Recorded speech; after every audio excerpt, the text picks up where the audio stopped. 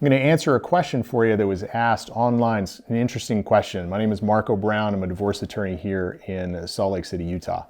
So the question is, my ex-husband is claiming I cohabitate with my ex-boyfriend that I have a protection order against. I'm going to court on this issue. He clearly does not live here, the boyfriend, but he did sleep here a lot while we were dating about a year ago.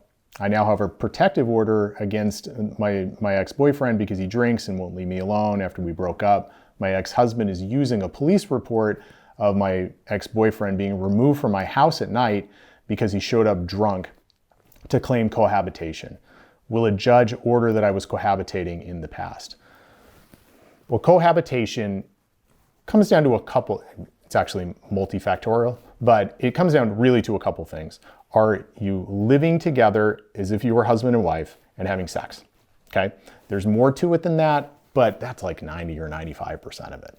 So with these facts, as this lady has laid them out, the answer is very likely going to be no. So you have a boyfriend, he sleeps over, you have sex. That's not living together and playing house and pretending like you're husband and wife, right? So probably not there. Then you have a protective order because he's abusive, which kind of indicates, probably not. And it also makes this lady a pretty sympathetic witness in court. And it's always better to be the sympathetic witness in court. So again, probably not.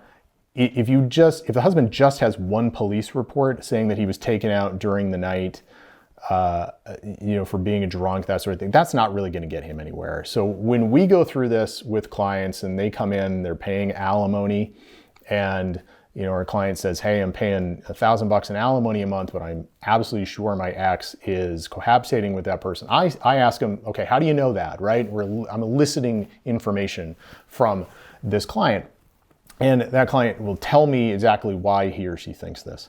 Then he'll say, okay, well, that's good. If I think that's enough, like that's good. So we're going to go get a private investigator. And the private investigator is going to go over there and do an investigation for 2 weeks or a month, somewhere around there, to see exactly, what's going on in the house. Is the person sleeping over? Does the person have a key? Does the person have access to the house? Are they sharing? Are they on each other's taxes? Or are they sharing food? Are they paying, both paying for the house? We have to assess all these things, but it's actually a fairly involved process because I want as much data and evidence as I can possibly get when I go into court, right? So contrast that, the way we handle it, with a husband coming in and saying, I got a police report and the boyfriend was taken from her house one night. That's not going to fly. So ultimately, I don't think this guy's able to prove cohabitation with what we have in this question.